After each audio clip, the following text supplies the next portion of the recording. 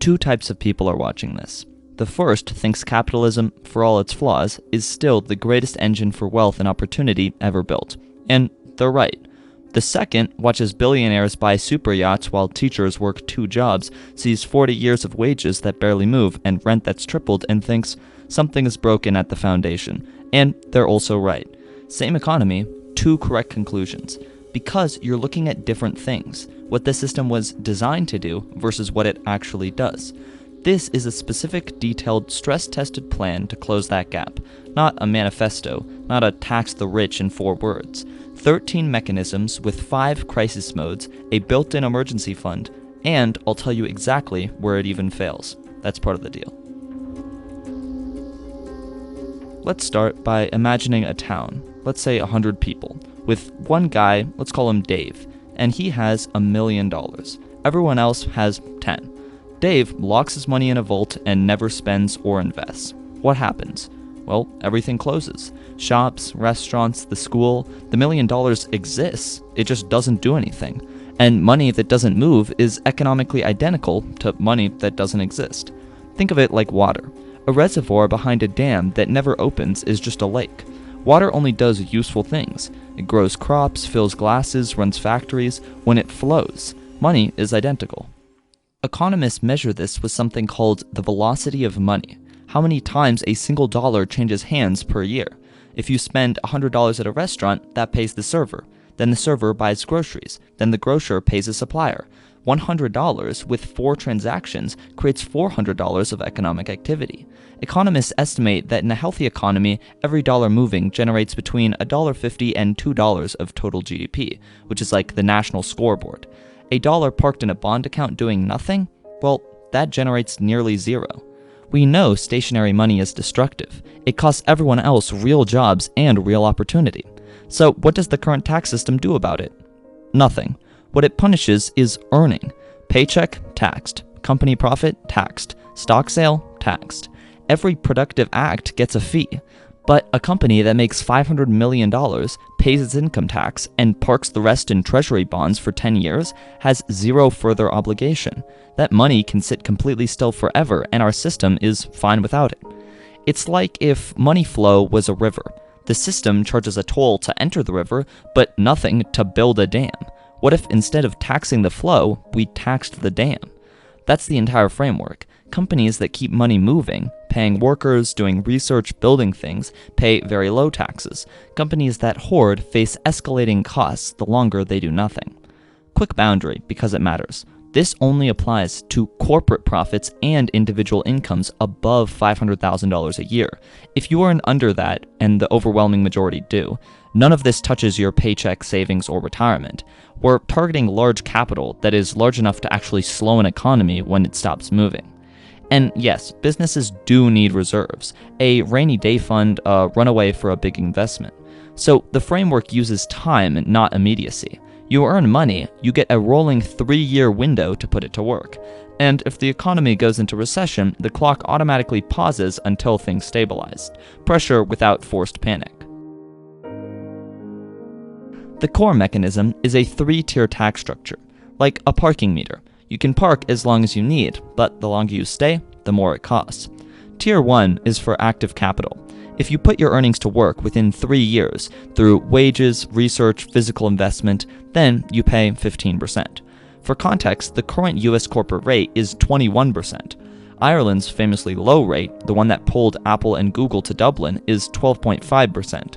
So an active company under this plan pays less than it does today, and for companies that really invest in people and R&D, the effective rate drops below 10%, lower than anywhere in the developed world. Tier 2 is for slower capital. Money idle for 3 to 7 years pays 45%. It's like a warning light. Expensive enough that most companies go find something better to do with the money. At Tier 3 is for dead capital, at 70%. Money completely idle for 7 consecutive years pays 70%. That's a kid's entire elementary school career. At that point, they're not planning something or saving for something, it's just dead weight money. The 70% is deliberate though. It's not earnings or profit being taxed at 70%. It's capital that is sat completely still for 7 straight years. The money that's working pays 15%. Productivity is taxed less under this system than under the current one. One real objection is, won't companies just relocate to other countries like Ireland? The 15% Tier 1 rate is deliberately matched to the OECD Global Minimum Tax, an agreement signed by over 140 countries. Any company that moves to a lower rate jurisdiction gets topped back up to the 15% under that treaty. The arbitrage literally doesn't exist. Shell companies with no real operations, the only ones who'd actually benefit from moving, are already caught by the treaty. Genuine businesses with genuine employees don't flee a system that charges them less. The threshold each company has to hit also isn't a fixed number. It adjusts automatically based on how capital intensive the business actually is, pulled from audited financial statements. A steel mill and a software company look completely different on a balance sheet, and the framework reads the difference without any exemption forms or industry classifications. The tax tiers pressure companies to deploy, but into what? So there's one test, the 40% rule. To get the Tier 1 tax rate, at least 40 cents of every dollar of gross profit must go to worker wages or verified research and development. Gross profit means revenue minus the cost of what a company actually bought to resell. So a grocer who buys milk for $3 and sells it for $3.10 is measured on that 10 cents of value they created, not the full $3.10 that passed through the register. Without this, the rule would bankrupt every grocery chain and retailer in America overnight by demanding 40% of money that they never actually made. The rule targets the value a company creates and demands that workers share in it. In the 1950s and 60s, America's fastest growth decades and its most broadly shared prosperity, companies naturally hit 42 to 46% of gross profit in wages with no requirement to do so. Google today pays 48%, Microsoft pays 44%.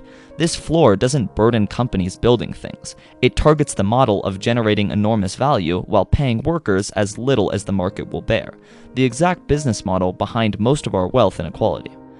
However, this plan does have 5 escape hatches that are all closed. 1. Outsourcing the low-wage workers. You can send cleaners, warehouse staff, and logistics to a contractor. Their wages vanish from your books. The fix is, if a contractor performs more than 15% of your total operational work hours, their wages count in your ratio. If it's your work, it's your workers. 2. Paying one CEO $50 million. That single salary inflates your wage bill, your ratio clears 40%, and your 10,000 floor workers still earn poverty wages. The fix is, no individual's pay above $1 million counts towards the ratio, and the median wage, the person in the actual middle, not a number pulled out by outliers at the top, must be at least 1.2 times the local median household income. It has to be real and broad. 3. Calling everything R&D. Companies could call corporate retreats and golf weekends with a whiteboard R&D. However, R&D only qualifies if it produces a patent application, a published paper, or a certified prototype within 5 years. Without output, they don't get any credit. 4. Do stock buybacks and call it deployment. A company repurchases its own stock. The money moves, and on paper it looks like active capital. But no job was created, no product was built, and no worker got paid. The fix is, buybacks don't count as qualifying development, period. 5. Companies can borrow money to hit the threshold and hoard the profits. Companies could take on debt, deploy the borrowed cash to clear 40%, and leave the actual retained earnings sitting idle behind the dam. The fix is, qualifying development is measured against retained earnings, not total cash flows. You can't launder hoarded profit through a loan. And to fix all 5 of these issues, the median wage floor runs underneath all 5. You can't technically clear 40% while your workforce earns poverty wages. The ratio has to reflect real, broadly distributed pay. Now, there's another issue, the startup problem. Tax credits only help profitable companies. A startup burning through Runaway on a cancer drug or battery chemistry gets zero benefit from a lower tax rate. You can't reduce a bill you don't have. Without a fix, every R&D incentive flows to Amazon, Apple, Google, and Microsoft. 20 years later, and you haven't created innovation, you've just subsidized the moats around it. The fix is the new entrant multiplier. Companies under 8 years old and under $250 million in revenue get R&D credits as direct cash refunds, not tax reductions. A pre-profit startup spending $1 million on research gets a $100,000 check, even if it's never paid $1 in tax. Twice the benefit of a Fortune 500 for the same dollar spent. The smaller and younger you are, the more directly it'll reach you. Another issue is the monopoly wall. Cash refunds solve the funding gap, but what stops a giant company from just buying every startup that threatens it, or filing enough patents that nobody can compete regardless of funding? The solution is the knowledge spillover mandate. Economist Paul Romer won the Nobel Prize for proving this. Economies grow not just when somebody invents something, but when that knowledge spreads. Every other company that can build on a discovery multiplies its value. The entire computing industry exists because in 1956, Bell Labs was acquired by antitrust agreement to license its transistor patents at low cost. Without that forced sharing, the computation revolution might have just stayed inside one company for a generation. Any company with more than 20% market share that receives R&D credits must either 1. License one significant patent per year at a fair public rate, or 2. Contribute equivalent research to an open source commons. Companies that do neither pay a 3% surcharge on their R&D credits. The logic is, if you use public money to fund something, the public gets the benefit. You can't use government-funded research to wall off your own market. Another problem is the billionaire loophole. This one is almost elegant in how infuriating it is. You build a company worth $10 billion. You never sell the stock, no sale, no capital gains. Instead, you borrow against it. Banks will happily lend you hundreds of millions against assets that's valuable. Loans aren't income, they aren't taxed. So you live off the loans and you die. Your estate then gets a stepped-up basis where the tax clock on your fortune legally resets. Your heirs inherit tens of billions of dollars without a dollar of income tax ever having been paid on most of it. Then they go and do the same thing. Buy, borrow, and die. Dynasty after dynasty of untaxed wealth compounding behind the dam, never entering the economy, never generating wages, and never building anything, just growing. This plan fixes this. Any loan secured against assets where the borrower's net worth exceeds $10 million starts the deployment clock. That borrowed amount must go to qualifying use within 5 years or face tier penalties. You can't simultaneously claim your wealth is too illiquid to touch and use it as collateral for a $200 million personal loan. You have to pick one. One last carve-out that matters. The clock only starts after a real liquidity event. An IPO, a major acquisition, or a meaningful share sell. A founder whose biotech is worth $300 million on paper, but who can't sell because of investor lockup agreements, owes nothing. This targets established liquid wealth, not people still building. Switzerland and Sweden tried wealth taxes that caught pre-liquid founders. Those taxes collapsed because they were genuinely unfair. We're not repeating that. Every recession in modern history runs the same script. Economy contracts, government borrows to fund stimulus, debt grows, interest payments crowd out future spending, and the next recession hits with even less room to maneuver. We've been in this loop for a century. In 1969, Norway discovered oil. Instead of spending the windfall, they save it into what is now the Government Pension Fund Global, worth $1.7 trillion today, roughly $300,000 per citizen. When 2008 hit, Norway deployed those resources without borrowing a single kroner. Same as in 2020. No debt spiral, just here's the money that we saved when things were good. This plan builds the same thing, funded by stagnation penalties instead of oil. Every dollar paid in Tier 2 and Tier 3 taxes flows into the National Productivity Sovereign Wealth Fund, ring-fenced by law. The obvious objection is Congress will wait it.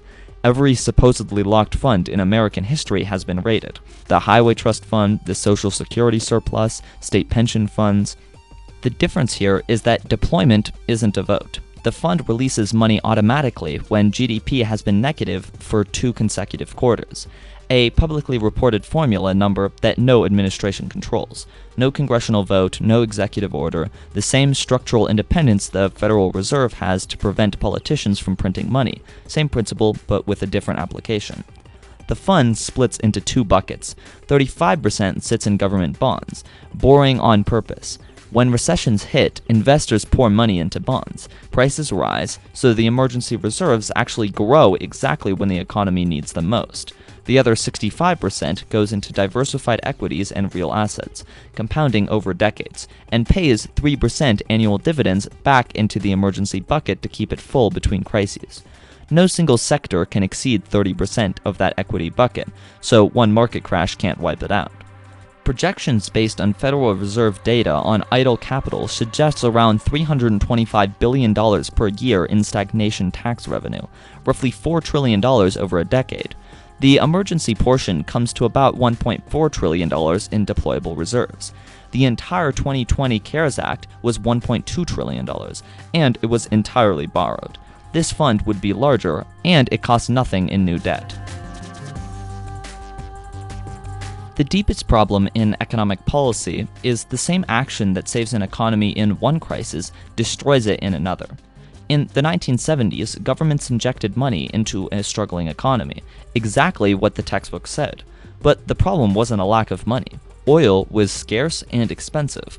More money chasing the same scarce oil just raised prices. That's stagflation, high inflation and high unemployment at the same time.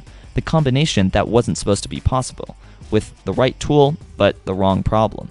Japan spent 30 years in deflation, prices falling slowly month after month, and kept applying recession-era stimulus. But in deflation, holding cash is rational because it gets more valuable over time. A stagnation tax in that environment accelerates the collapse. It's like giving the wrong medicine for a completely different disease. This plan solves this with what I'd call a macroeconomic immune system, automatic responses that shift the framework's behavior based on what kind of crisis is actually happening. It reads 4 numbers, all from existing government data published on irregular schedules: inflation, GDP, money velocity, and the dollar's exchange rate. No new bureaucracy, 4 inputs, and 5 modes. 1. Inflation above 6% for 2 quarters. Deployment speeds drop to 50% and windows double. There are already too many dollars chasing too few goods. Pumping in more demand doesn't create more products, it just raises prices. The system breaks until supply catches up. 2. Prices falling for 4 straight quarters or real deflation. Tier penalties ease and windows extend. You don't force companies to spend when spending generates negative returns. Japan's lessons hardwired in. 3. Money velocity spikes to 1.4 times its 10-year average. The whole system inverts. Instead of penalizing cash holding, it rewards it. This is hyperinflation. Weimar Germany and Zimbabwe. Hyperinflation isn't just high prices, it's a collapse in confidence in the currency itself. When people expect prices to double in days, they spend the moment they're paid. A system designed to maximize velocity would pour fuel on that fire. The mode flips, making this plan a stabilizer at the exact moment stabilization is essential. 4. The dollar falls more than 15% in 12 months. Import-competing companies get a temporary reduction in their wage threshold and R&D that results in exported products counting for extra. High domestic wages raise purchasing power, which raises import demand, which widens the trade deficit, which weakens the dollar further. A self-feeding loop. This breaks it at the source. 5. The pandemic test. 2020 hit both sides at once, demand collapsing as people stayed home, and supply collapsing as factories froze. GDP fell 32.9% annualized in 1 quarter. That created a direct conflict. Companies needed to hold capital to survive, but the wage floor was still active and couldn't legally be paid by companies with revenue down 60%. The wage floor solvency override resolves it when 3 things are simultaneously true. 1. GDP is down for 2 quarters. 2. Company revenue is down 25%. And 3. Operating income is barely covering debt. The wage floor suspends for up to 18 months. The company must file a concrete plan to restore wages within 18 months of recovery. Companies that don't file or don't restore the wages face 3 years of maximum Tier 3 rates immediately. Circuit breaker, not a loophole. Solvency temporarily wins, but the commitment to workers is permanent. The real limits of this plan are not implementation headaches, but structural constraints built into how the economy works. 1. The Federal Reserve. The plan is fully on the fiscal side and controls taxes and incentives. It has no power over interest rates. That belongs to the Fed, which is deliberately independent of elected government. That independence exists to prevent politicians from printing money before elections, and it's worth protecting. The tension is that if the plan pushes for development while the Fed raises rates aggressively, as it did in 2022 or 2018 or 1981, the two mechanisms work against each other. There's no clean fix that doesn't involve eliminating central bank independence. That curse is worse than the disease.